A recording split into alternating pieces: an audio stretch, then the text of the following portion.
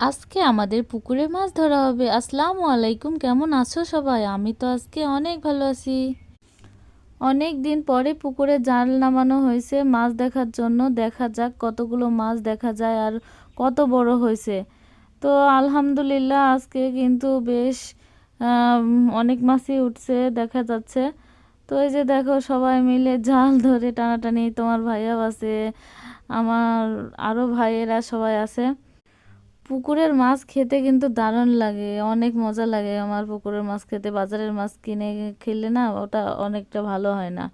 তো এই যে দেখো মাছ ধরছে সবাই, বেছে বেছে নেওয়া হচ্ছে, বড়গুলো ছোটগুলো মানে ছাড়া হচ্ছে, আবার বড় হবে তাই।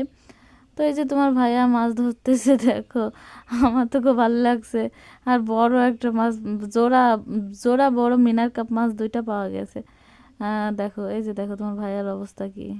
তো ধন্যবাদ সবাইকে।